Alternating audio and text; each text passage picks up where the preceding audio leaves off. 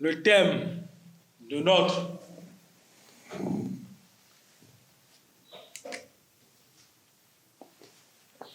prochaine communication est l'Église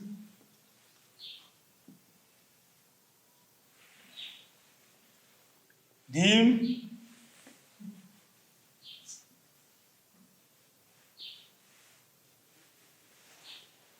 offrande,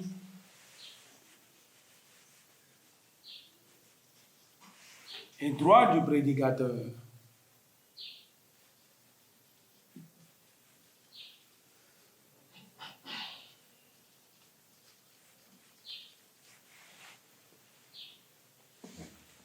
C'est bon? Église, dîme, offrande, droit du prédicateur. Nous allons, comme nous en avons l'habitude, commencer par le vocabulaire. Le dimanche,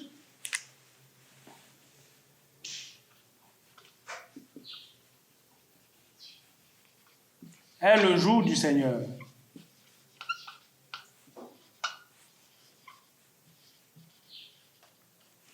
Ou bien, le dimanche est le jour du Seigneur.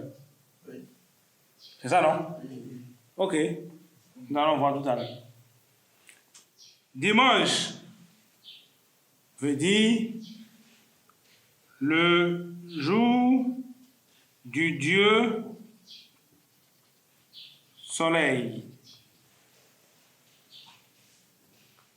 Maintenant, est le jour du Seigneur. Quel Seigneur? Est-ce que le jour du Dieu soleil peut être le jour de Jésus-Christ? Non. L'Écriture dit que Dieu a créé les jours. Mais Dieu n'a pas donné de nom aux jours. Ou bien? Donc, s'il revient à l'homme de donner des noms aux jours, Dieu va donner, quand l'homme va donner, l'homme qui craint Dieu va donner des noms qui cadrent avec la parole de Dieu. On ne peut pas faire du jour du Seigneur, le jour que le Seigneur a créé, un jour de l'un de ses enfants rebelles. Ou bien, le jour du Seigneur ne peut pas être le jour du Seigneur Jésus, ne peut pas être le jour d'un démon. C'est clair? Donc, puisque vous convenez avec moi cela, mais c'est de quel Seigneur il s'agit? Parce qu'on ne peut pas dire que le jour du soleil, du Dieu soleil, est le jour du Seigneur Jésus. Dans les cieux, il y a deux dieux. Nous l'avons vu dans notre première leçon, que Filii Dei veut dire fils de Dieu, qui est fils de Dieu, désigne les anges, n'est-ce pas? Le Filii avec F minuscule. Et que le Filii avec grand F désigne Dieu lui-même, qui a engendré les Filii Dei. Ou bien? Donc, tous les jours sont les jours du Seigneur. Du Seigneur Jésus en tout cas. Du Dieu créateur des cieux et de la terre. Mais, le dimanche est le jour du Dieu soleil. Le samedi est le jour de notre Dieu. Le vendredi est le jour de notre Dieu.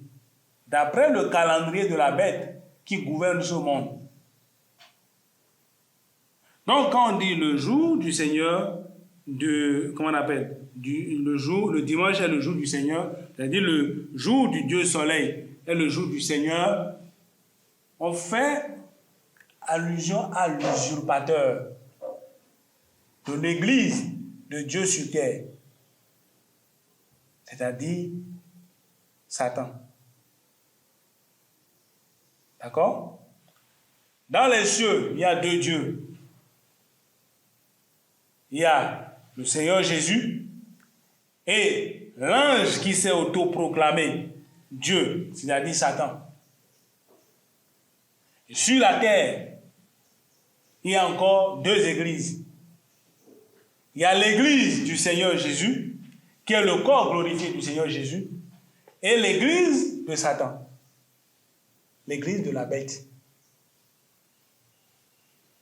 D'accord? L'église de la bête. Et la bête règne sur cette terre. Donc, le jour du Dieu soleil est le jour de l'usurpateur.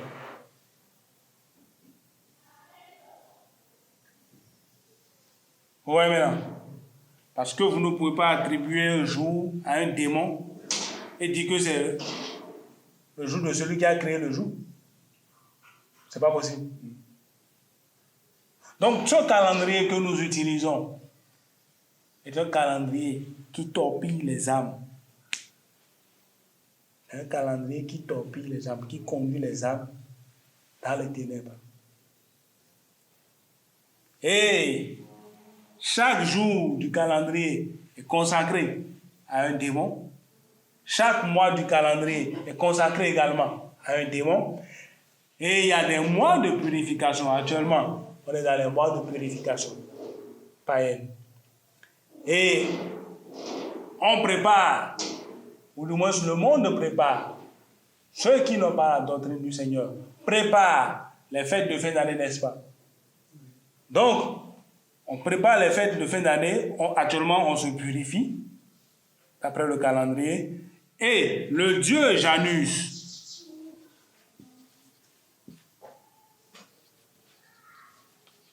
c'est-à-dire janvier.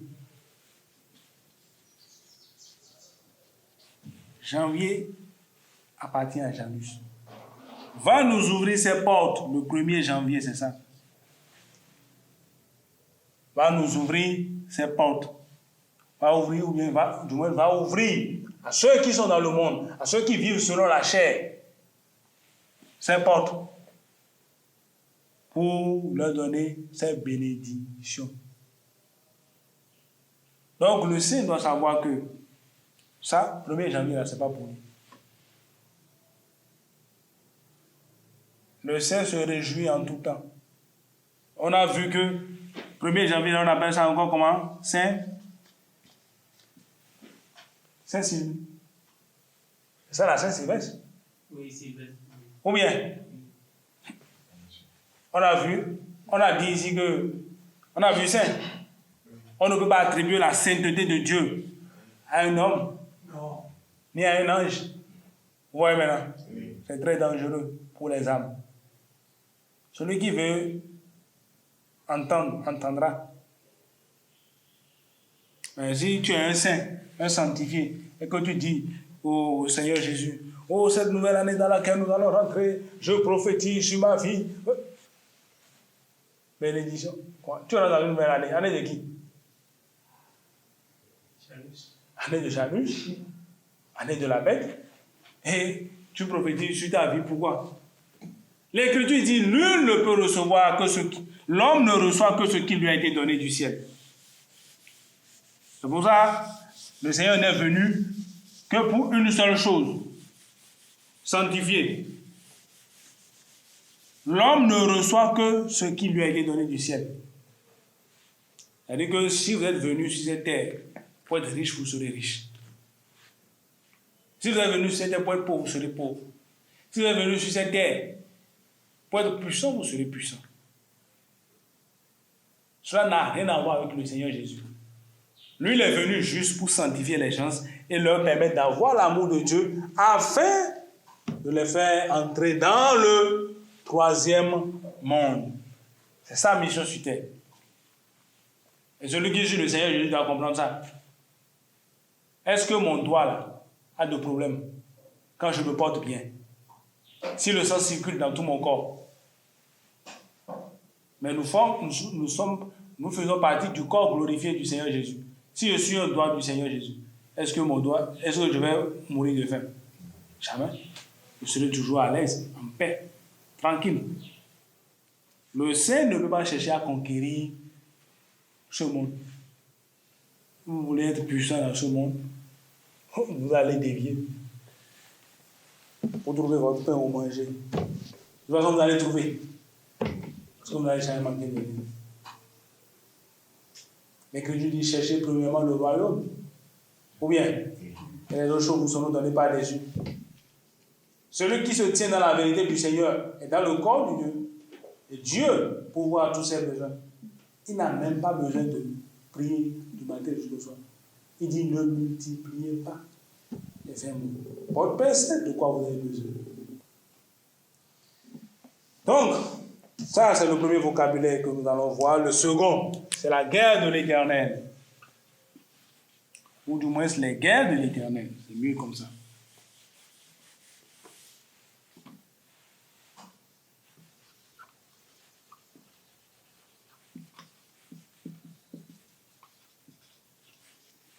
L'Éternel désigne Dieu parce que Dieu n'a ni commencement de jour ni fin de vie.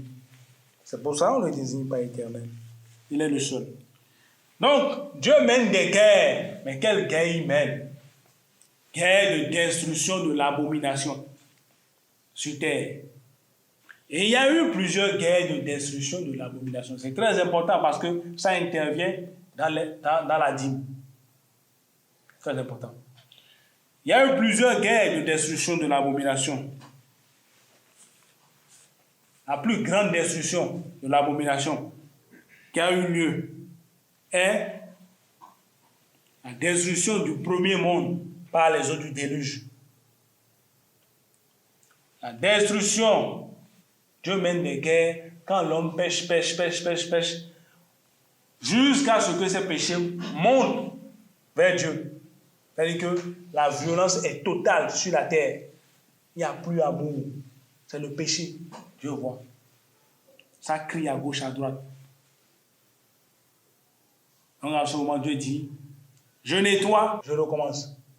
Ou je nettoie pour que cela ne contamine pas les autres contrées. Mais à l'heure actuelle, on est à l'ère de la globalisation du péché. Ce que quelqu'un fait aux États-Unis aujourd'hui, quelqu'un d'autre peut le copier, n'est-ce pas? Si quelqu'un marche sur la tête, l'autre va marcher sur la tête là-bas pour dire ça qui est bon. Ou bien, si l'autre tatoue son corps, n'importe comment, l'autre va tatouer, ouais, c'est bon. C'est ça. On est à l'ère de la globalisation du péché. Les péchés maintenant n'ont plus de frontières, on ne peut plus les contenir quelque part.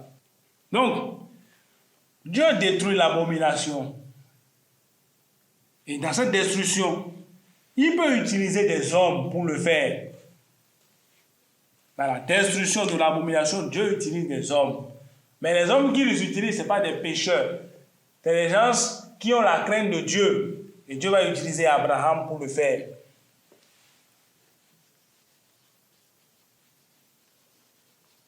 Abraham, le père de tous ceux qui croient en Dieu. Tous ceux qui ont la foi en Jésus-Christ sont fils d'Abraham. Parce qu'Abraham a cru en Jésus. Jésus est même venu manger avec lui. Ils ont discuté à plusieurs reprises ensemble. Donc Dieu, là, ce n'est pas un vent en l'air là-bas qu'on ne touche pas. C'est parce qu'il a la maison là-bas qu'il a fait l'homme, et l'homme fait maison. Vous avez jamais vu, même les fourmis là font maison, ou bien. Mais, lequel des êtres a l'intelligence de Dieu pour construire d'autres? Ce que les autres ne peuvent pas faire, c'est l'homme.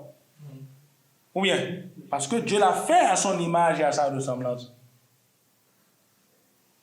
Donc, Abraham, qui connaît Dieu, Dieu va l'utiliser pour détruire quelqu'un qu'on appelle Kédor Laomer.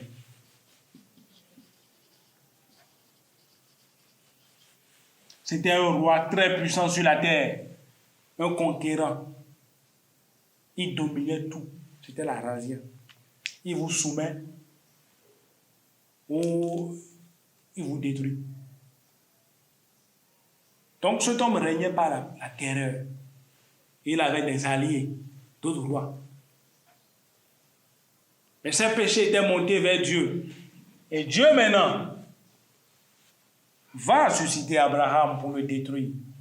Le jour où il est venu à Sodome et Gomorrhe et a tout pris sur son passage. Il n'a rien laissé et il a pris le neveu d'Abraham, Lot. Donc Abraham va se lever avec 318 serviteurs contre 4 grandes armées. 4 grandes armées. 318 contre 4 grandes armées. Même si on mettait leur effectif à 12 000, regardez. Ceux-là, ils peuvent tuer ceux-là. 318, 12 000. Ils peuvent les détruire. Bon, admettons qu'ils soient capables de les détruire. Avant de finir, ils vont mourir de faim ou bien de soif. Ou bien. Mais l'Écriture dit qu'ils les ont détruits parce que Dieu les a moins de sa puissance. Ce n'était pas eux. Dieu les avait optimisés. Dieu les optimise ou Dieu envoie l'ange Michel avec son armée devant eux. Et quand eux, ils combattent, c'est les anges qui les fauchent. Ceux-ci viennent, ils pensent qu'ils font un travail. Vous voyez maintenant. Et dans cette guerre de destruction de l'abomination, on ne tue pas que les hommes. On tue les hommes.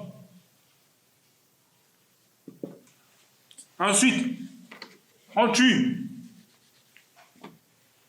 les cabris, les moutons, tout ce qui a souffle de vie, les poulets. Et quand tu vas pas tuer l'homme et voir que son mouton est gras, et prendre ça pour aller nourrir ta troupe. Et vous avez vu ceux qui sont ici, ce n'est pas des guerriers. Vous voyez, c'est des civils contre des militaires.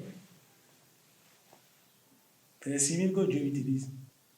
L'armée de Dieu, l'armée que l'ange Michel, qui, comment on appelle, dirige, est née à cause du péché. Quand Dieu a créé le monde, il n'avait pas une armée comme ça constituée, non. L'armée de Michel est née à cause du péché de Satan. Et Israël n'avait pas d'armée, c'est pas une armée de métier. Un qui se lève avant le royaume d'Israël, qui se lève, pan, et qui, point par Dieu, vont combattre. Donc, dans cette guerre de destruction de l'abomination, qu'est-ce qui va se passer? Vous détruisez les hommes, tout ce qui a souffle de vie, les cabris, les moutons, les vous ne laissez rien. Et au besoin, vous brûlez tout. Et ensuite, les seules choses que vous emportez, c'est l'or, les métaux précieux, or, argent, ainsi de suite. Vous voyez qu'il y a une grande différence entre les guerres de destruction de l'abomination. Que même Abraham, le Père, dans la foi de tous ceux qui suivent le Seigneur Jésus, a mené. Parce que quand il a détruit et qu'il donne la main, on doit tuer tout le monde. C'est pas qu'on fait des prisonniers, non. On tue tout le monde. On tue les cabris, on tue les moutons. C'est pour ça, lorsque Dieu va envoyer Saül contre Amalek, Saül va commettre un forfait et Dieu va le rejeter. Il a trouvé que les moutons et les cabris là, étaient gras. C'est joli. Ça peut faire du bon pété. Quand il a vu ça, il dit, ah, non, ça, on va tuer. On va brûler ça. Non. Comment? Prenons ça. Tuons les hommes seulement. Mais prenons les moutons. Il a pris le péché. Il est venu en Israël avec. Parce que le problème, c'est quoi? Quand Dieu fait alliance, les moutons aussi pêchent, les gens ne savent pas. Les animaux pêchent. Quand Dieu fait alliance avec l'homme.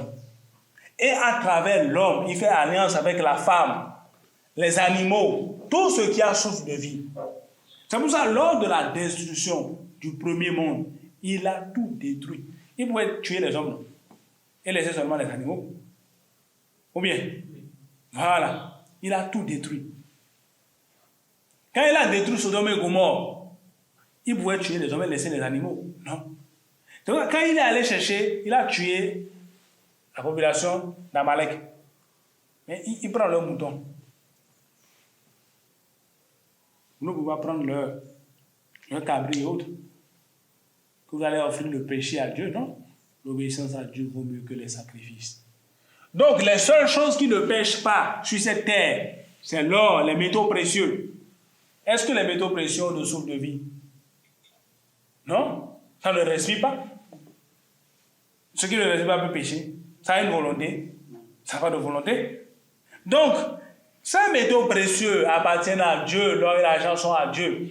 Donc, quand vous finissez de détruire l'abomination, les métaux précieux que vous ramassez, vous les déposez au trésor de l'Éternel.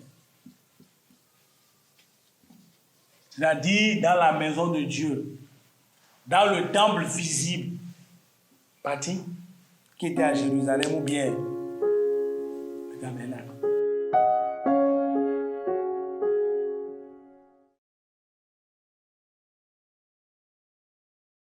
Donc, il n'y a pas de guerre. On ne peut pas envoyer quelqu'un pour dire, va aller tuer au nom de Dieu. Il n'y a pas de guerre sainte. C'est des guerres de rivalité. De croisade, non. Si vous dites que Dieu vous a envoyé pour aller tuer en son nom, et que vous finissez de tuer, et que vous prenez la femme des gens, vous violez les femmes, vous prenez leurs enfants en esclavage. Est-ce qu'il y a des esclavage? Pas d'esclavage. Si tant qu'ils sont des péchés là, ok. Vous devez tous les exterminer. Et une chose est sûre, si vous partez à 10 là, pour détruire toute une population, sachez que personne de vous ne doit tomber. Vous devez finir de détruire la population et être à 10 debout encore. Je n'invente rien, c'est ce qui est dans les Écritures. Parce que nous sommes tous des pécheurs. Qui est plus sain que l'autre? Et qui va se lever pour dire que Dieu l'a envoyé pour tuer son frère? Que son frère est un mécréant, un non-croyant, un infidèle? Jamais. Cela n'existe pas. C'est de l'abomination devant Dieu. Tu ne tueras point ton prochain. Tu aimeras ton prochain comme toi-même. Et le prochain, c'est le non-croyant. Si vous êtes religieux, vous avez une religion. En tout cas, si vous êtes le prochain du sanctifié, là, c'est le chrétien, c'est le musulman, c'est le bouddhiste, c'est le païen, l'animiste, l'athée. Ce sont vos prochains, là. Si vous êtes sanctifié, vous devez les aimer et non les critiquer et non chercher leur malheur. Vous voyez maintenant? Ok. Donc, la guerre de l'Éternel va intervenir tout à l'heure dans la dîme d'Abraham. Ok. L'église. C'est quoi l'église de Jésus-Christ? C'est quoi l'église de Jésus-Christ? L'église, c'est le corps glorifié.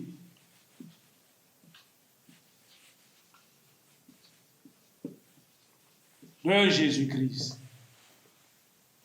L'église de Jésus est née quand il est mort sur la croix et qu'il est ressuscité d'entre les morts, glorifié avec un corps d'ange, un corps d'immortel. Détruisez ce temple et je le relèverai en 3 jours.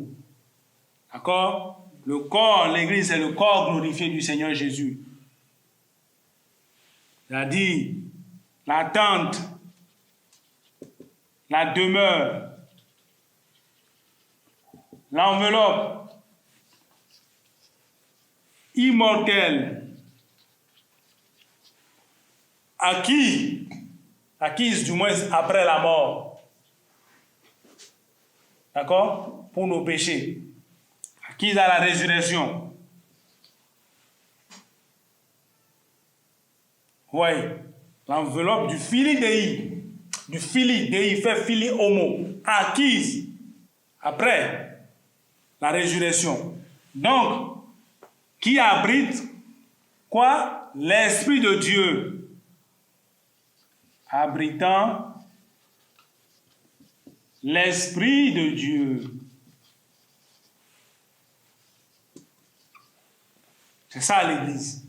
Donc, dans cette église, tous les sanctifiés font partie du corps glorifié du Seigneur Jésus. Tous les sanctifiés. Quand vous passez par l'eau du baptême, automatiquement, l'Esprit de Dieu vient habiter en vous. Vous voyez maintenant? Donc, l'église, c'est le corps glorifié du Seigneur Jésus, auquel je participe en tant que sanctifié, auquel vous participez en tant que sanctifié. Et pour être sanctifié, on l'a vu, il faut passer par le baptême en immersion et en immersion du Seigneur Jésus. Ensuite, il faut suivre la doctrine des apôtres pour vous maintenir dans la sanctification. Donc l'Église, c'est le corps glorifié du Seigneur Jésus-Christ. Donc, un sanctifié, par exemple, est un doigt, l'autre l'orteil, l'autre la main, en fonction de ce que l'Esprit de Dieu veut qu'il soit dans son corps. Donc, quand je dis je fais partie de l'Église de Christ, ça veut dire que je suis peut-être un doigt du Seigneur, un orteil du Seigneur, une main du Seigneur. Parce que c'est l'Esprit de Dieu qui dit. C'est l'Esprit de Dieu qui ordonne à mes doigts de bouger. Il dit, c'est mon esprit du moins qui ordonne à mes doigts de bouger. Mes doigts sont contrôlés par mon esprit. Ou bien, l'esprit contrôle le corps. Vous voyez maintenant. Donc, les sanctifiés se réunissent en église pour constituer le corps glorifié de Jésus. Ils se réunissent en église. C'est-à-dire là où nous sommes maintenant, là. Quand on est 1, 2, 3, là, sanctifiés, ayant pris part à l'eau du baptême en Jésus-Christ, le baptême du Saint-Esprit de feu, nous devenons en même temps, quand nous nous réunissons, peu importe l'endroit, que ce soit au marché, dans un atelier, partout où nous nous trouvons, dans une maison, à la plage, quand nous nous réunissons pour communier ensemble, nous devenons systématiquement l'Église de Jésus-Christ. Et dans cette Église de Jésus-Christ, chacun, l'Esprit de Dieu, donne un rôle à chacun. Toi, tu es ma main, toi, tu es mon pied, toi, tu es ci, toi, tu es prophète, toi, tu es docteur, toi, tu es ci, toi, tu es ça, pour que le corps continue de bien vivre. S'il n'y a pas pied pour marcher, le corps va se déplacer. Hein? S'il n'y a pas main pour manger, le corps sera à l'aise. S'il n'y a pas anus pour sortir les choses, le corps sera à l'aise. Donc chacun joue un rôle. Même si certains pensent que peut-être que mon rôle, que le rôle que je joue est petit, c'est faux. Son rôle n'est pas petit dans le corps. Donc, les sanctifiés se réunissent en église. Ils se réunissent en église et constituent l'église de Jésus-Christ. Dès qu'ils se réunissent comme ça, l'Esprit de Dieu vient. Donc l'église n'est pas un bâtiment. Et puisque sur cette terre, il y a deux églises, il y a l'église de la chair, bénie par le diable, et l'église de Jésus-Christ, bénie par l'Esprit de Dieu. Nous avons église maintenant, qui est bâtiment. Parce que quand on dit église, c'est systématiquement bâtiment, n'est-ce pas? Plus une croix. Ou bien, si la croix n'est pas sur le bâtiment, la croix est sur le logo. Ou bien, la croix, on a vu, c'est quoi? C'est l'image de la bête.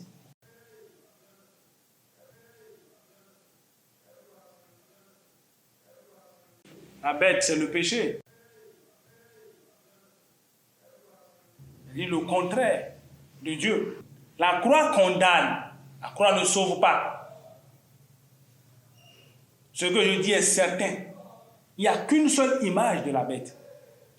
La croix condamne. La croix ne sauve pas. Si vous avez une croix, vous pensez que la croix va vous sauver, vous êtes complètement trompé. Qui sont ceux qui allaient à la croix? C'est les pécheurs. Ils y allaient avant le Seigneur Jésus.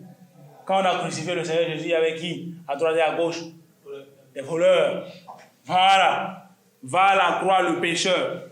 Si vous êtes pécheur, vous allez à la croix. Et la croix signifie la séparation spirituelle avec Dieu. Parce que la croix, c'est le péché. Et le péché est le contraire de la doctrine des apôtres. Parce que la doctrine des apôtres vous maintient dans la sanctification. Vous voyez maintenant? Donc, la bête a créé maintenant une autre église sur cette terre. Et il y en a partout. Nous-mêmes, pendant longtemps, on a été fidèles de cette église. On a dansé autant comme pas possible. Quand on voit les filles danser, on se rappelle, franchement, de toute façon, tu as trouvé aujourd'hui là. Ou bien? Mais alors, qui va se tromper? Quand vous allez là-bas, et la sœur Coris, elle a noué pagne ici. Ou bien, elle a porté une mini-jupe là. Je dis, le truc a décroché les anges depuis le ciel de Dieu, à des milliards de kilomètres. Les gens ont vu, ils ont dit non. Franchement, Dieu, pourquoi tu nous as fait Philidéi? Il va nous faire Philiomo, il va nous faire homme, pour qu'on puisse jouir. Maintenant, voilà, maintenant, dans l'église, là, c'est là. C'est un mal loin, ça tourne comme ça. Et toi, tu veux prier quel Dieu? Et vous tous, nous savons. On n'a même pas encore fini de prier.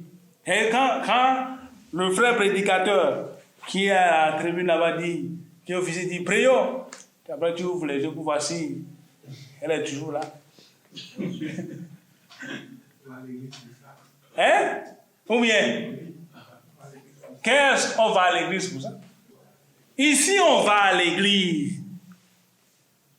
Ceux qui vont dans cet endroit, parce qu'ils ne sont pas des sanctifiés, ils ne savent pas ce qu'ils font. Ils ne connaissent pas la doctrine. Celui qui ne connaît pas la doctrine du Seigneur va à l'église. D'accord? Il va à l'église.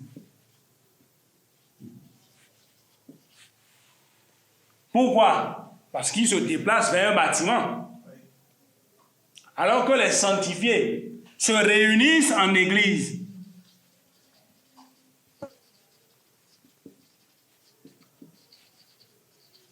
C'est-à-dire que lorsqu'ils sont 2 ou 3 comme ça en même temps, ils constituent le corps glorifié du Seigneur, qui est l'Église. L'Église. L'Église, on l'a vu, est née. Quand le Christ, après la mort, est ressuscité, glorifié avec un corps d'ange. C'est ce corps d'ange-là qui est l'Église. Moi-même, j'ai fait partie de ce système pendant longtemps, très longtemps. Très, très, très longtemps. Je dis, en 2000, on est en 2021, n'est-ce pas? Oui. En 2020, jusqu'en mai, là, si je mourais, je ne verrais pas Dieu. Parce que quand tu viens ici, là, tu n'as même pas encore dit, Seigneur, merci, et tes yeux font comme ça. Hein? Et qu'est-ce qu'on fait? On s'habille pour aller à l'église. Il faut que je sois le plus beau. Ou bien, parce qu'il faut qu'elle me remarque. Le plus mignon. Il faut impressionner. Et après ça, il dit, allez, baba. Et vous ne verrez jamais quelqu'un dit, ah, Seigneur, merci, parce que maintenant je quitte le monde. Un non-croyant. Rien vu, dans cette église, allez, baba. Un non-croyant venu du dehors et dit, ah, lui, j'ai fait plus de 20 ans dans ça là. Et dit, j'ai écouté la voix de Dieu. Vous dites des merveilles dans telle langue, dans la langue de ma maman, de mon papa. Vous avez jamais vu ça? Je n'ai jamais vu ça, moi. Il y a une différence entre l'église de Jésus-Christ et l'église de la chair instaurée par la bête. Moi-même, j'ai fait partie de ça. Et l'Écriture dit, sortez du milieu, parce que quand vous êtes là, vous allez toujours pécher. On va voir ça tout à l'heure. C'est une suite logique. Parce que la dîme, là, on ne paye plus. Offrande, là, on ne paye plus. Si vous allez là, vous allez payer 10 000 ou bien. On va payer l'électricité. On va payer facture. Ou bien, vous allez payer offrande, n'est-ce pas? Mais nous payons ça à cœur joie. Ou bien, pensant que nous sommes en train de faire quelque chose de bien devant Dieu. C'est là que c'est malheureux. Non, mais j'ai payé 10 000 là. Le jour où j'ai compris qu'il ne fallait pas payer 10 000, ça m'a fait mal. J'ai vu les millions qui sont partis dedans. Donc ici, vous avez tous les ministres qui sont ici. Ils quittent où? Les instituts théologiques. Celui qui officie, celui qui est pasteur ici, là, il a quitté où? Une école théologique. Il a quitté un institut biblique. On a dit que la Bible, ce n'est pas la parole de Dieu. C'est les textes sacrés des divinités païennes. Ce que la Bible ne peut pas dire ce qui est dans les Saintes Écritures. Et dans l'église de Christ, il y a apôtres,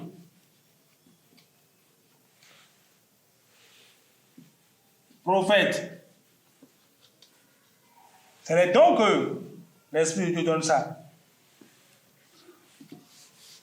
Évangélistes.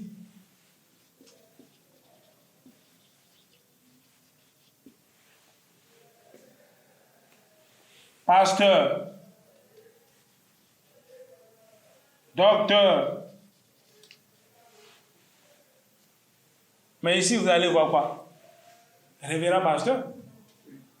Ou bien archibishop, bishop, tout ce que vous voulez. Je ne le dis pas pour critiquer les gens, mais pour ouvrir les yeux aux gens. Vous voyez maintenant? Ok. Vous allez voir des super prophètes, vous allez voir des apôtres et autres.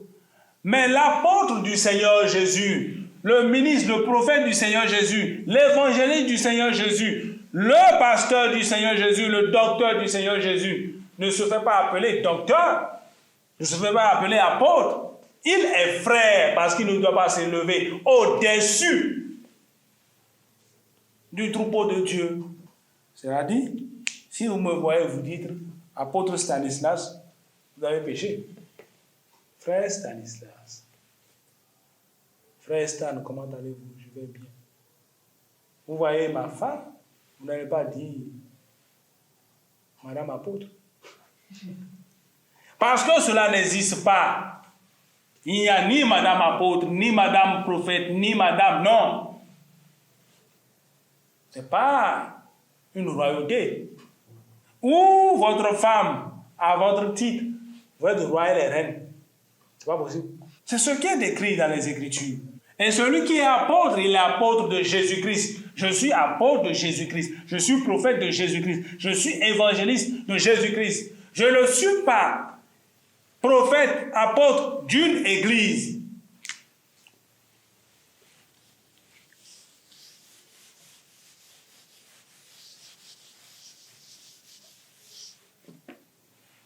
Prophète de l'église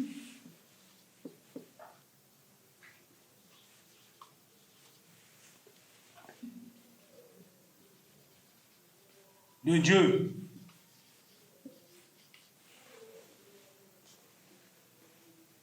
Prophète de l'église amour de Dieu. Ou bien pasteur de l'église amour de Dieu. Celui qui est prophète, il est prophète de Jésus-Christ. Si vous êtes prophète de l'église amour de Dieu, vous allez donner des prophéties de la doctrine de cette église-là. Ou bien, si vous êtes pasteur là, la ligne doctrinale de votre église, c'est ça que vous allez prêcher.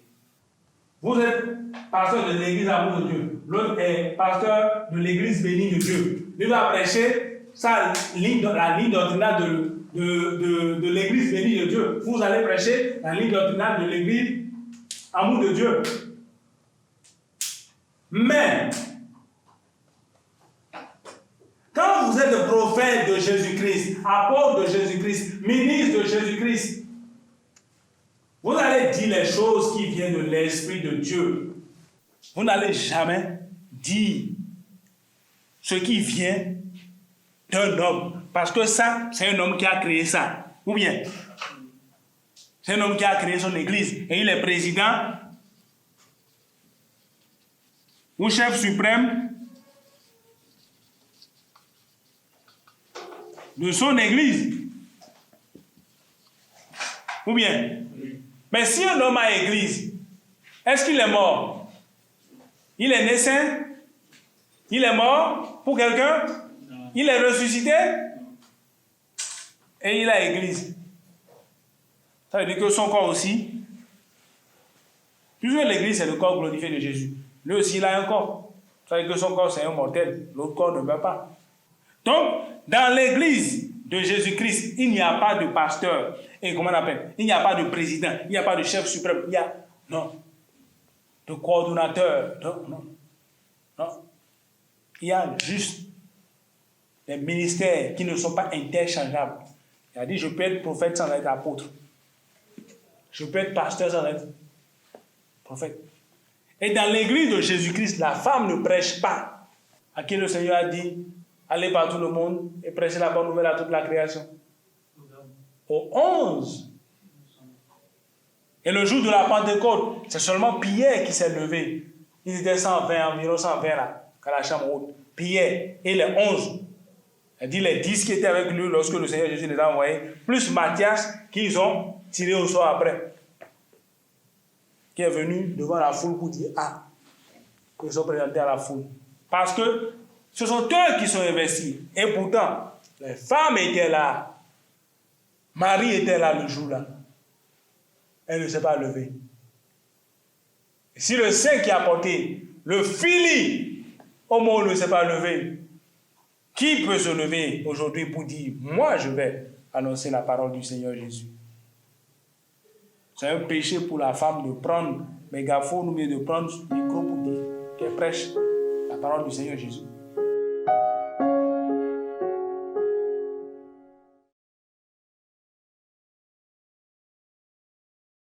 Dieu ne fait jamais alliance avec la femme. La toute première fois où le Seigneur a prêché sa parole, il a prêché à Adam. Et il dit, tu ne mangeras point de ce table. Le jour où tu en mangeras, tu mourras. Adam va, en ce moment, Ève n'était même pas. Adam va enseigner ça à Ève. Mais Ève avait les oreilles ailleurs. Quand le diable est venu, c'est passé.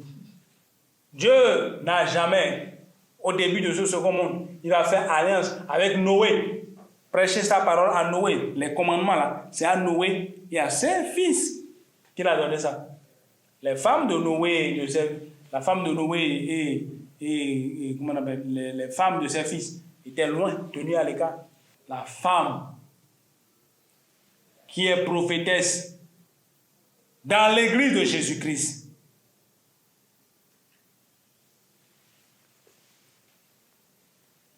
annonce ce qui va arriver sur terre.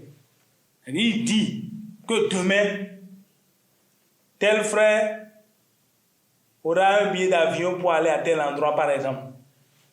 Quand tu dis ça, et que le lendemain, le frère a un billet d'avion pour aller à l'endroit là, est-ce que tu vas encore continuer à dire le lendemain, tel frère aura un billet d'avion pour aller là-bas? C'est pas fini là. Ça s'est arrêté. Et maintenant, pour que l'Esprit de Dieu passe par toi pour dire ça, on va voir les conditions. Premièrement, il faut que tu sois vierge. On a déjà vu vierge, hein? Jeune fille, quelqu'un qui n'a jamais connu d'homme. Ou qu'elle soit femme,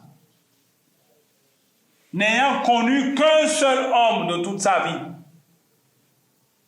Si quelqu'un a fait à laisser, l'autre a pris jamais.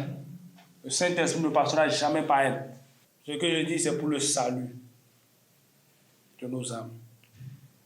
Dieu n'a jamais envoyé les femmes pour d'y aller faire de toutes les nations des disciples.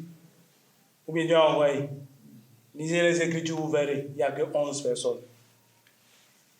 Et quand le jour de la Pentecôte, Jules est arrivé, il n'y avait que 12 qui étaient devant les non-croyants pour parler.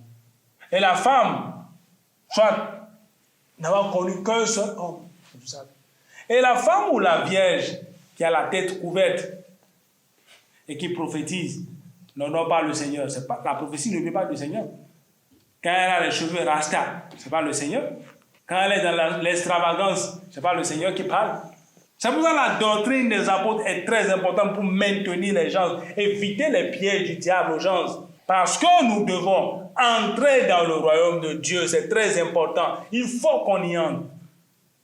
Parce que la souffrance sera terrible de l'autre côté. Pourquoi les maladies existent? À cause du péché. À cause du péché que les maladies existent.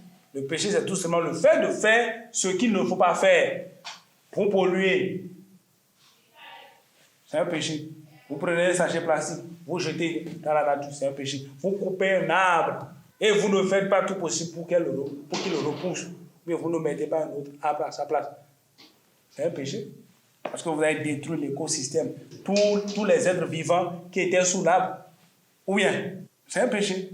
Donc, l'église de Jésus-Christ est différente. C'est le corps glorifié du Seigneur Jésus. On ne consacre pas de bâtiment au Seigneur Jésus.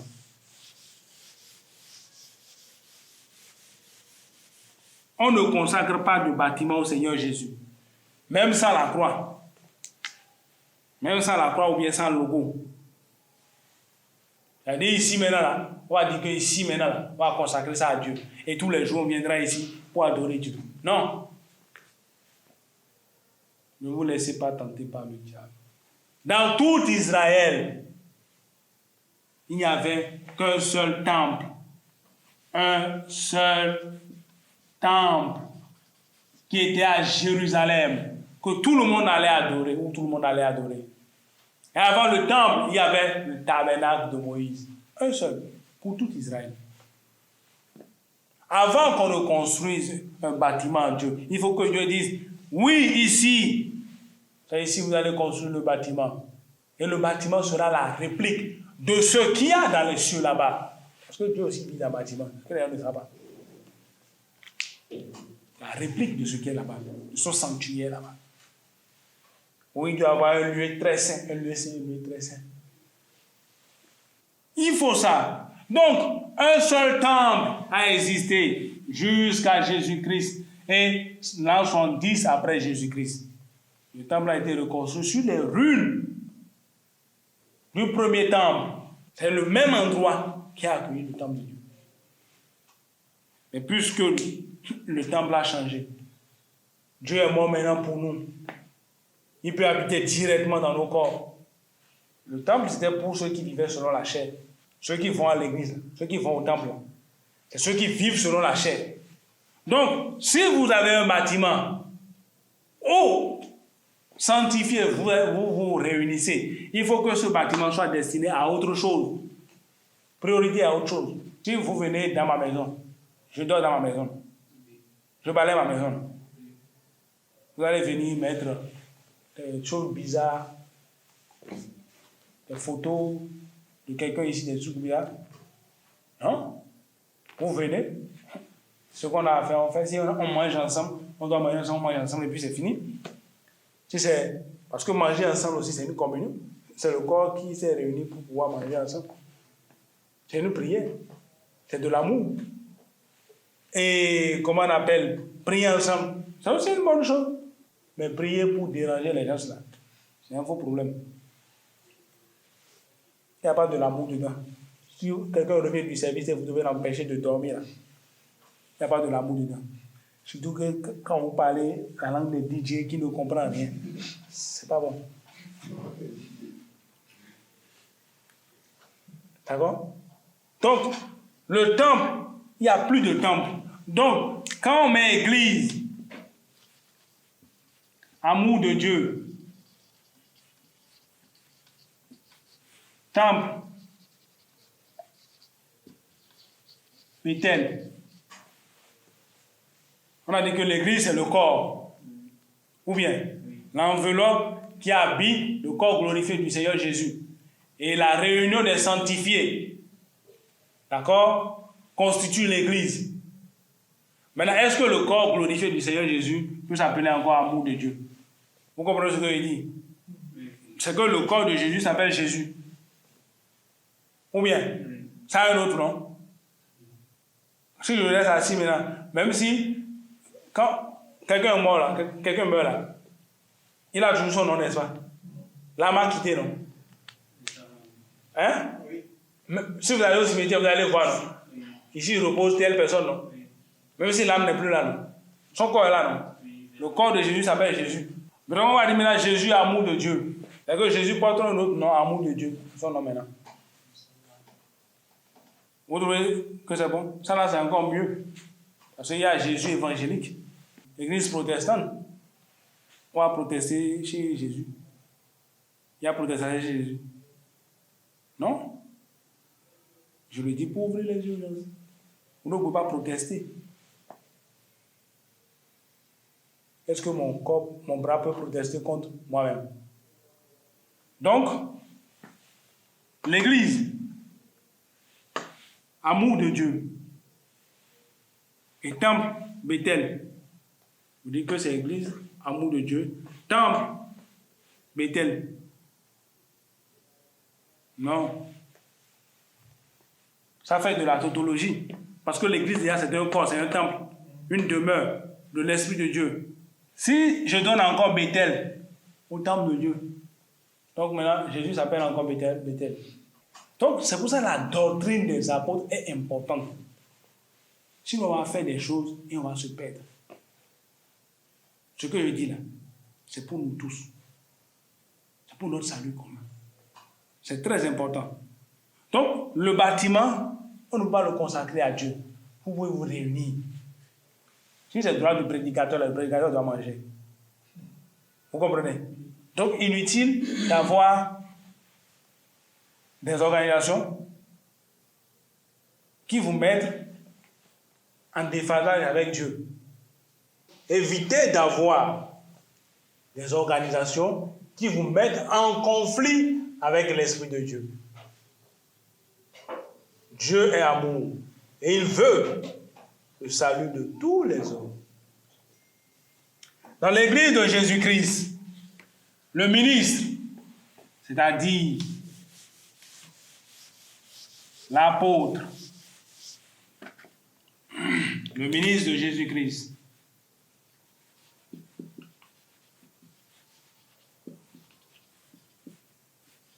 c'est-à-dire l'apôtre, l'évangéliste, ainsi de suite, est évangéliste de Jésus-Christ, apôtre de Jésus-Christ. Par contre, le diacre, il est diacre de l'Église. Je ne sais pas si vous comprenez. Le diacre, il est diacre de l'Église.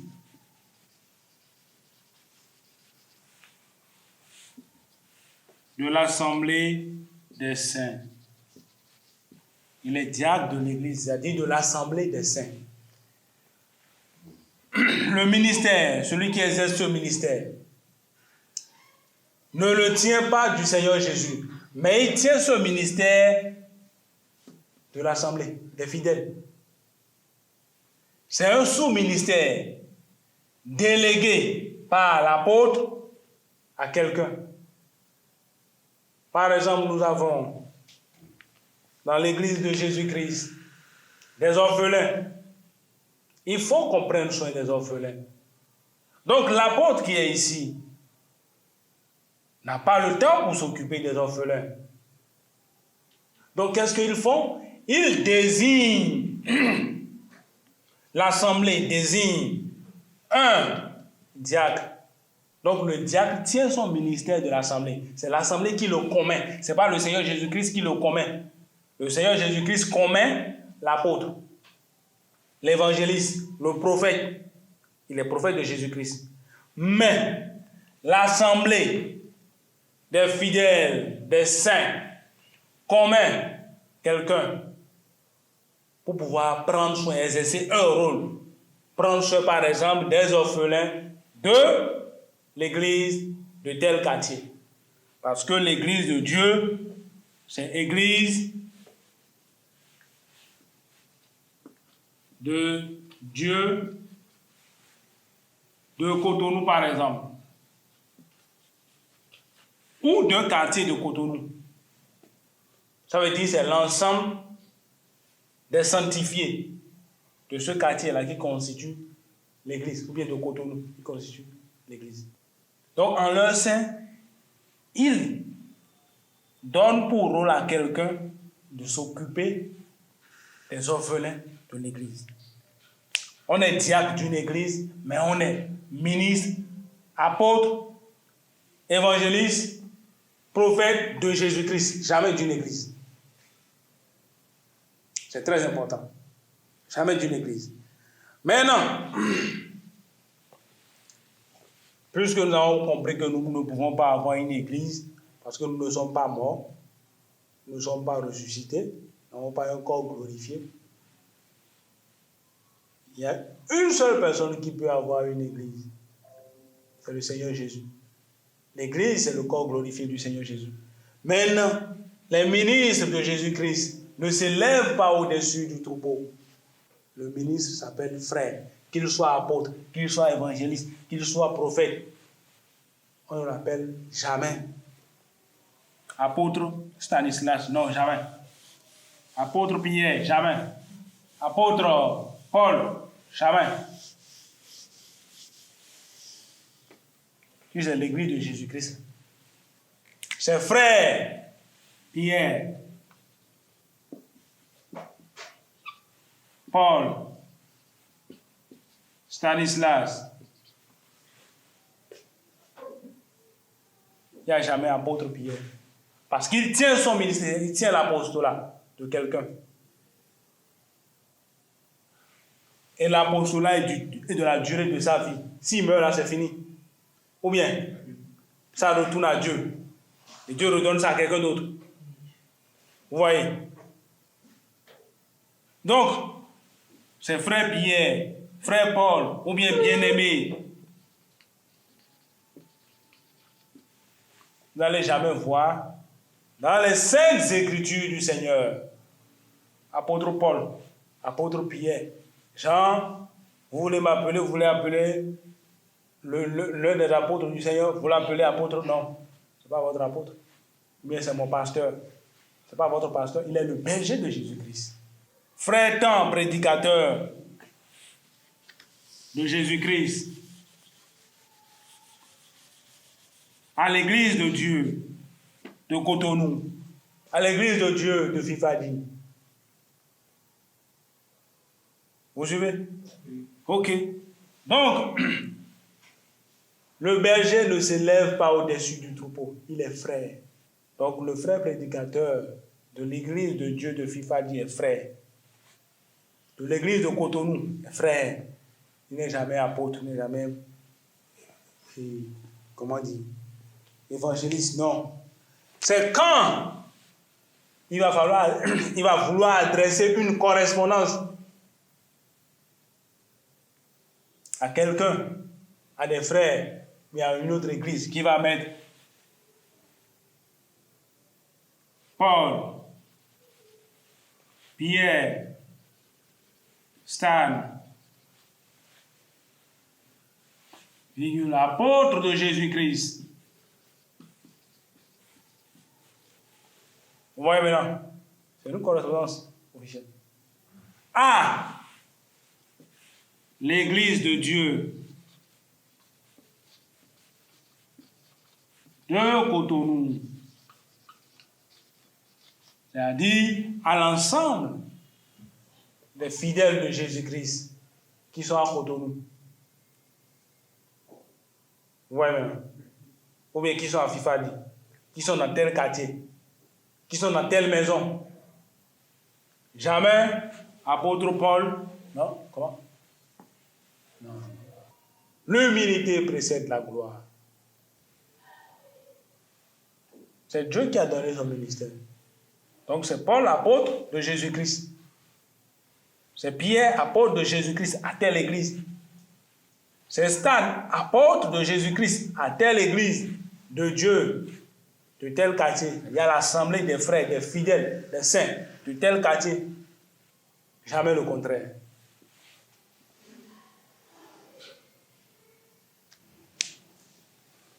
Puisque nous venons de voir, nous avons vu de fond en comble l'Église, ce que c'est que l'Église de Jésus-Christ, nous allons voir ce qui s'y passe à l'intérieur.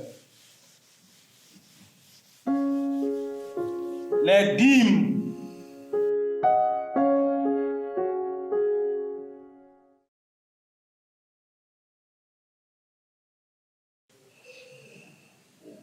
Dîmes. Il y a la dîme d'Abraham que Abraham a payé. La dîme, ça c'est la dîme. La dîme d'Abraham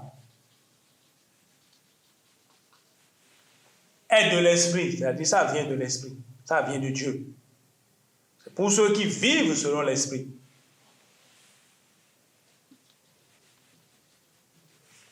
Les dîmes de la loi, ou bien les dîmes de la loi de Moïse sont pour ceux qui vivent selon la chair.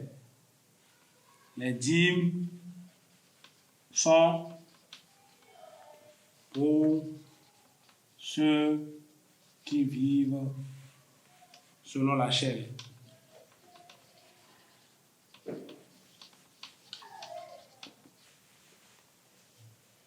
Vous me comprenez? Il faut qu'on marque, il faut qu'on précise les choses au départ. La dîme que Abraham a payée à Melchizedek une seule fois, toute sa vie, vient de l'esprit. C'est pour ceux qui vivent selon l'esprit. Car Dieu est esprit. Ceux qui l'adorent doivent l'adorer en esprit et en vérité. C'est-à-dire en Dieu, il n'y a aucune manifestation d'œuvre charnelle. Non. Dieu n'agit que par la sagesse du bien.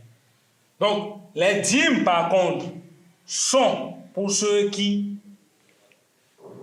vivent selon la chair, c'est-à-dire les enfants d'Abraham, issus de Jacob, l'enfant biologique d'Abraham. Donc, nous allons décortiquer un à un les dîmes, pour voir si le saint, le sanctifié peut payer les dîmes. Mais la réponse d'emblée, c'est le sanctifié ne paye plus de dîmes.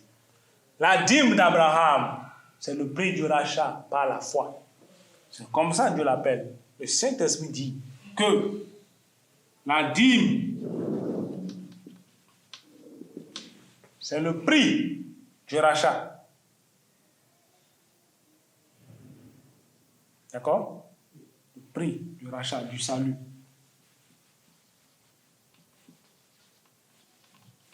Salut par la foi.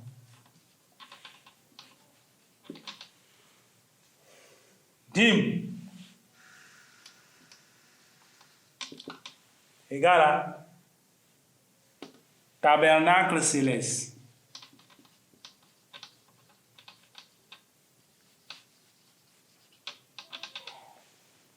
D'accord? Pour qu'il y ait dîme là, pour qu'on paye la dîme d'Abraham là, il faut d'abord ça, un tabernacle céleste.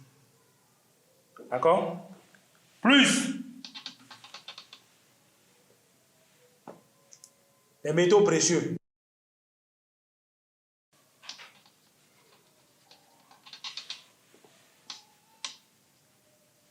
Vous vous rappelez de la guerre de l'Éternel? Les guerres de destruction de l'abomination. On détruit tout, on prend l'or seulement. Ou bien? Ok. C'est ça, métaux précieux. Or, argent, voilà. Plus le pain,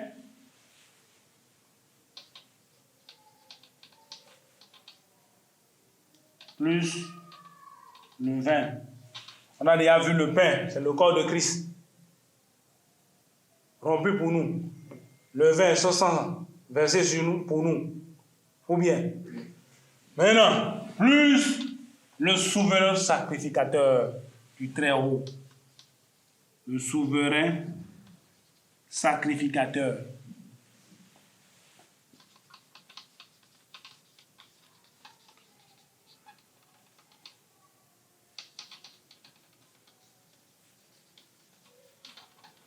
Dans ce cas, Melchizedek.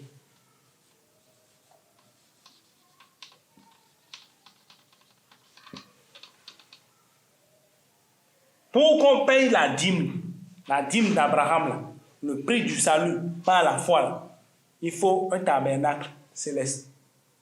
Il a fallu un tabernacle céleste, là où Dieu réside, dans son ciel là-bas. D'accord? Où il y a un lieu très saint, un lieu saint là. Il a fallu ça. Maintenant, les métaux précieux récoltés à partir de la guerre de destruction de l'abomination que Abraham a menée en détruisant Kedorlaomer. On l'a vu en début. En détruisant Kedorlaomer, vous détruisez tout, vous prenez l'or et l'argent. Et l'or et l'argent, c'est pour le trésor de la maison de Dieu. Apportez à la maison du trésor vos dîmes et vos offrandes. D'accord? Ça, c'est l'or et l'argent. Maintenant, plus le pain et le vin. Dieu avait fait alliance avec Abraham en annonçant déjà ce qui allait se passer avec Jésus-Christ, qui nous a donné son corps et son sang. Plus maintenant souverain sacrificateur du Très-Haut, c'est-à-dire Melchizedek, le Fili Dei, avant qu'il ne se fasse Fili Homo. Et quand il s'est fait Fili Homo, c'est pour mourir sur la croix.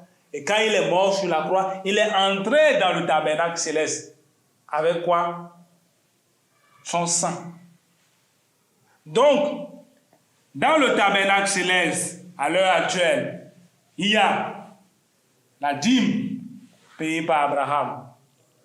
Cette dîme ne provient pas de la richesse d'Abraham.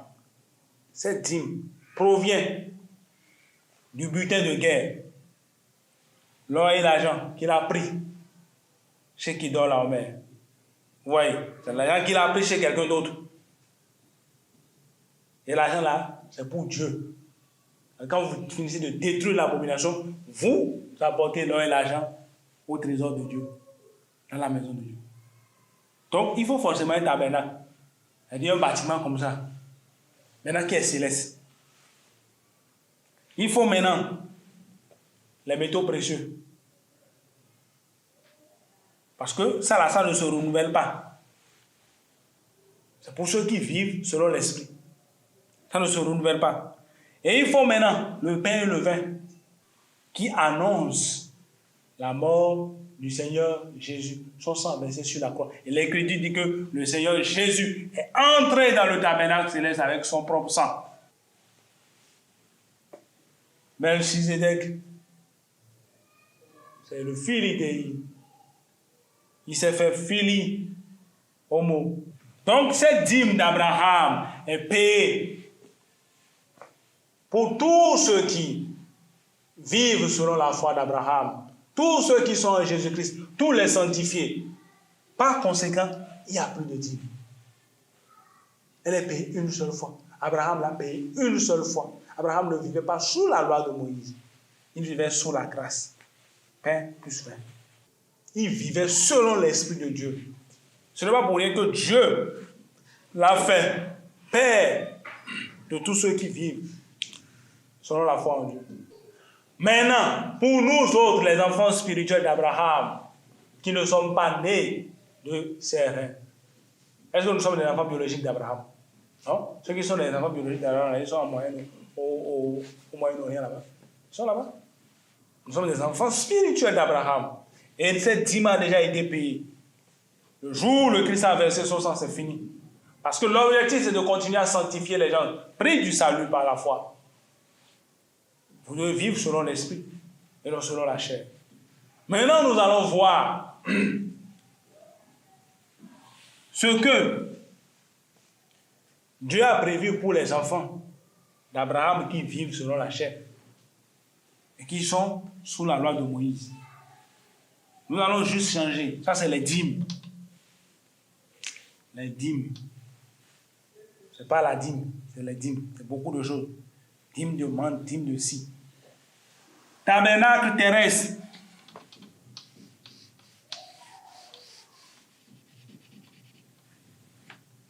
Tabernacle terrestre.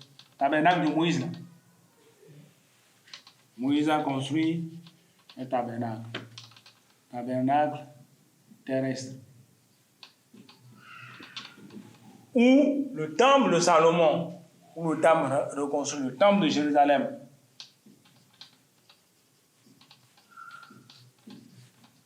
Ou le temple de Jérusalem. Maintenant, plus denrées périssables. Exemple de denrées périssables. Les fleurs. Ou bien, ça a péri tout à l'heure, ça a une saison.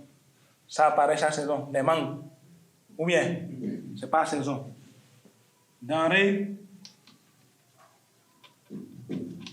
périssables. Est-ce que l'or périt? Jamais. Est-ce que le sang de Jésus se renouvelle? Jamais. Denrées périssables. Il n'y a pas pain, plus pain. Plus sang des boucs.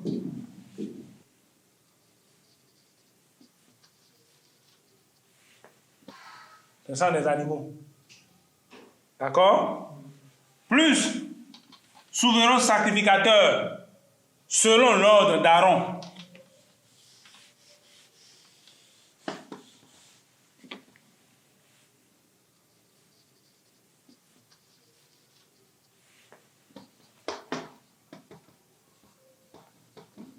C'est-à-dire, les gens, leur sacrificature est de la durée de leur vie. Ils ne sont pas sacrificateurs parce qu'ils ne sont pas immortels. Vous voyez maintenant? Donc, ça, c'est réservé aux enfants biologiques d'Abraham qui vivent selon la chair.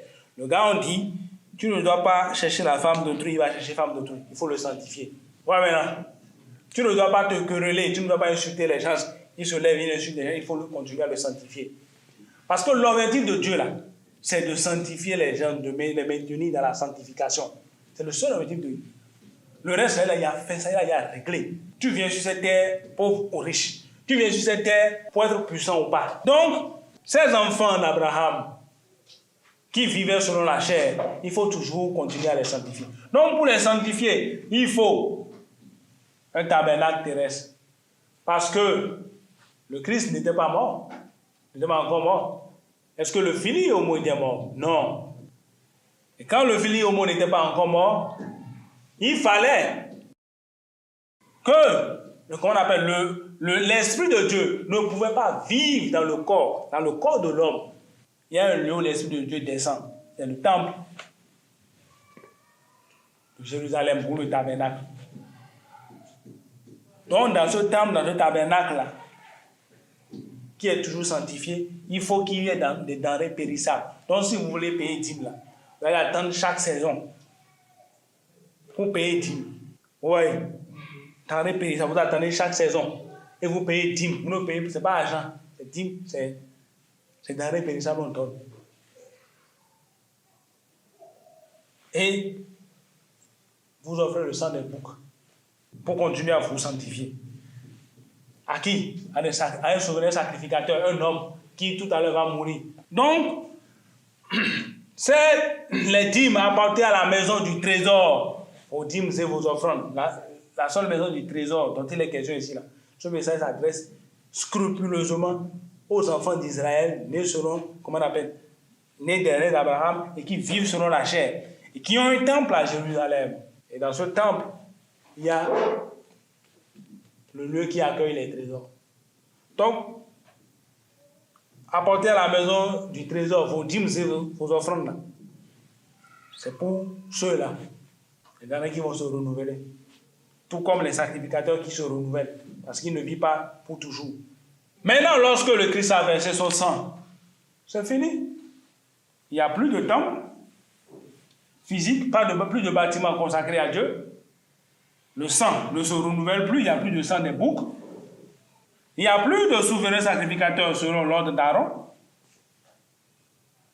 Le sang a été emporté dans le tabernacle céleste, là où se trouvait déjà l'or et l'argent que Abraham a payé à Melchisedec, c'est-à-dire le fils d'Éhi.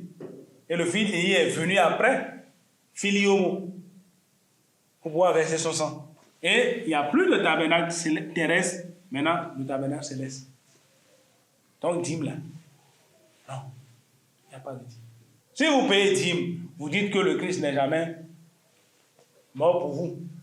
Vous voyez maintenant, vous dites que le Christ n'est pas mort. Si vous payez dîme, ça veut dire que vous êtes toujours dans vos péchés. Parce que la loi, là, vous ne pouvez pas appliquer ça. Personne ne peut appliquer la loi et s'en sortir. Maintenant, si vous voulez payer dîme là, allez cultiver la terre ou bien acheter les denrées là.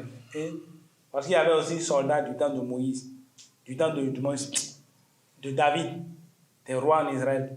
Ils ne labouraient pas le sol. Ils achetaient des denrées avec leur argent qu'ils apportaient maintenant aux sacrificateurs. Une partie, c'est à l'alimentation. Les 90% servent à l'alimentation des sacrificateurs et les 10% sont versés au trésor de Dieu. Voilà qu'il n'y a plus de sacrificateurs. Est-ce qu'il y a quelqu'un encore qui égorge les moutons ici? Chez Dieu. Donc, la dîme qu'a payé Abraham a réglé tous les problèmes avec le sang que le Seigneur a versé sur la croix. Il n'y a plus de dîme. C'est pour ça que le Seigneur Jésus lui-même, quand il va venir sur terre, il n'a jamais payé de dîme. Et pourtant, il n'était pas lévite, le Seigneur Jésus. Il est de la tribu de Juda. Ou bien, est-ce qu'il était lévite? Il n'était pas lévite.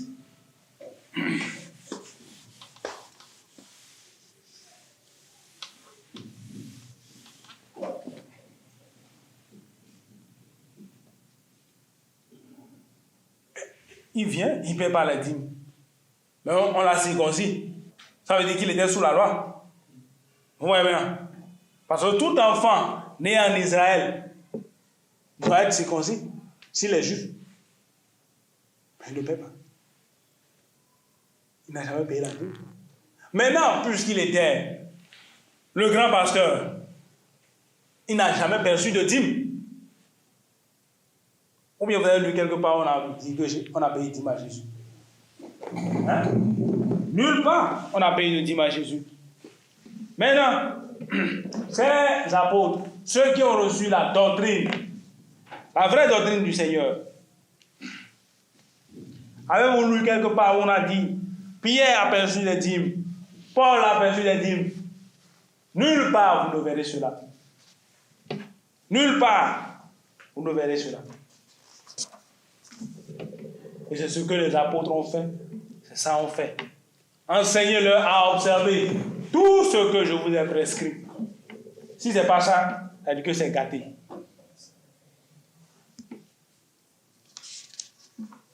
Le saint ne paye pas la dîme. Aucunement. Maintenant, les offrandes. L'offrande a un caractère sacrificiel. Offrande, c'est ce qu'on sacrifie. Ou bien, enfin, on dit quoi pour ça, non?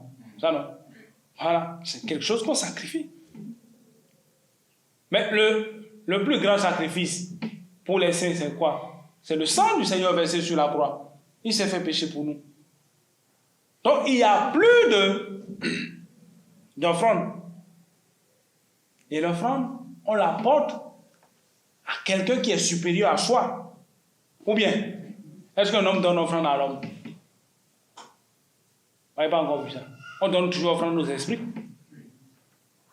Ou bien, on apporte l'offrande à quelqu'un qui est supérieur à soi.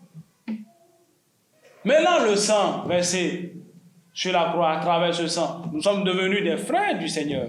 Puisque le Seigneur, le fils d'Éhi s'est fait filiomo, vous n'apportez pas des offrandes, plus d'offrandes au Seigneur parce que c'est fini. Il a déjà, comment on appelle, réglé ce problème-là sur la croix, il nous a rapproché de lui. Maintenant, il est devenu notre frère. Si vous êtes mon frère et que j'ai besoin de quelque chose, je fais comment? Je viens vous voir et il dit, grand frère, petit frère, franchement, je suis dans telle galère, il faut m'aider. C'est mon frère. Il sort l'argent et il m'aide.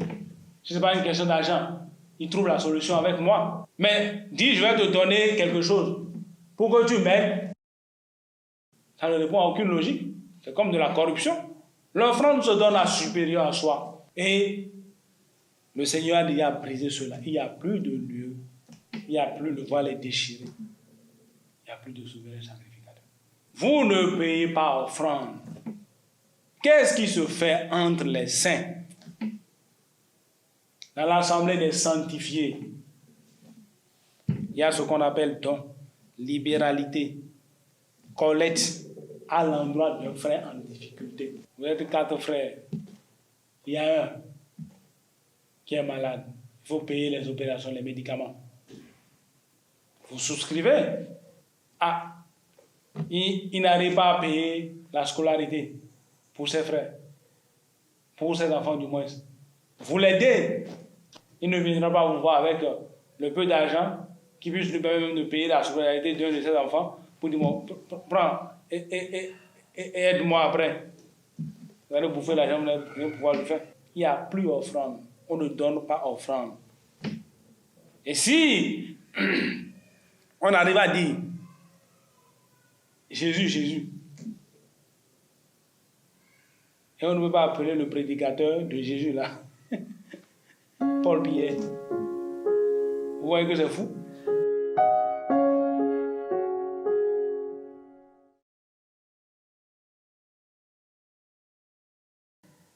C'est que le grand maître même, on l'appelle Jésus, Jésus. Et celui qui est là, ou un prédicateur, lui on ne peut pas l'appeler par son nom. Il y a problème. Ou bien, même dans le monde, on appelle le président par son nom. Ou bien. Donc, il faut qu'on se conseille dans la maison du Seigneur. Quand il dit maison, il a dit, c'est le corps, on a déjà vu ce que c'est que maison. Le temple, l'ensemble, l'assemblée du Seigneur. L'assemblée des fidèles du Seigneur. C'est ça, la maison. Ce n'est pas un bâtiment. Il n'y a pas de bâtiment maison du Seigneur. C'est là où 2 ou 3 personnes sont assemblées. Ça devient déjà une maison pour le Seigneur. Son esprit descend là. Ouais, bien. Ok. Dernière chose que nous allons aborder, c'est le droit du prédicateur. Le droit du prédicateur. Celui qui, c'est à l'autel, vit de l'autel. Ou bien, il va servir à l'autel et aller manger manioc et dormir. La viande est là. Celui qui sert à l'autel vit de l'autel. Le Seigneur Jésus a dit que ces prédicateurs vivront de l'évangile. Il a ordonné à ces prédicateurs de vivre de l'évangile. Maintenant, comment on vit de l'évangile pour ne pas se mettre à dos Dieu? Tous les frères qui savent que le message prêché par tel prédicateur nourrit leur âme, les maintient dans la sanctification, les prépare comme une vierge à l'enlèvement. Ils doivent porter assistance à ce prédicateur. Pour voir ses besoins matériels, il n'a même pas besoin de demander. C'est volontaire de leur part. Maintenant, le prédicateur du Seigneur Jésus doit savoir forcément que, en aucun cas, il ne doit devenir un fardeau pour ses frères. Si vous êtes dans une assemblée, il n'y a que des pauvres, des gens qui vont à pied, et vous voulez rouler voiture. Donc vous prenez une voiture, vous dites, il faut mettre le carburant dedans pour moi. Le gars marche, et on met le carburant dans le véhicule pour vous. Donc il n'y a pas de l'amour dedans. C'est où l'amour de l'amour au sein de la fraternité? Il n'y a pas de l'amour. Donc, c'est-à-dire que vous devez savoir les limites à ne pas dépasser. Et au besoin, vous devez travailler. Parce que le plus grand missionnaire travaillait. Paul travaillait pour subvenir à ses propres besoins. Pour ne pas être une charge pour les églises de Dieu. Vous imaginez? Quelqu'un qui a été missionnaire, qui est passé de ville en ville, qui a fait des centaines, des milliers de disciples. C'est que s'il vient dans telle ville, et on va courir pour le frère Paul est là. Il va là, le frère Paul est là. Et il ne dit pas à la fin de chaque mois, vous m'envoyez ceci. Et il travaille. Et Daniel travaillait à la cour du roi. Les visions de Daniel se réalisent aujourd'hui. Qui a dit que il faut du matin jusqu'au soir être en train de prier pour avoir révélation de Dieu? Jamais. Si vous êtes prophète de Dieu, Dieu vient dire, va dire, et vous vous levez, au boulot, il dit ça là, c'est ça, il faut dire, vous dites. Vous êtes prédicateur de Dieu, Dieu dit, vous dites. Si du matin jusqu'au soir, vous vous affamez, vous vous enfermez pour dire que vous cherchez Dieu, bien un message de la part de Dieu. C'est pas. Est-ce que c'est à l'ambassadeur de chercher le message qu'il a délivré au pays auprès duquel il est? C'est à son président de lui dire, va dire à mon homologue président là-bas là, que je veux, c'est ça, on va faire prochainement. Ou bien, donc le prédicateur de Jésus, l'ambassadeur de Jésus sur terre, va demander à Jésus le message qu'il a donné. Alors, je ne demande pas. C'est lui qui donne. Si ça vient haut, ça vient. Si ça ne vient pas haut, c'est comme ça. Ce n'est pas à nous de chercher, c'est à Dieu de dire. Va dire. Sinon, si tu commences à chercher là, la chair va rentrer dedans. Un jour, on va étudier la chair et l'esprit. Et la chair et le diable. Et vous allez voir, c'est terrible.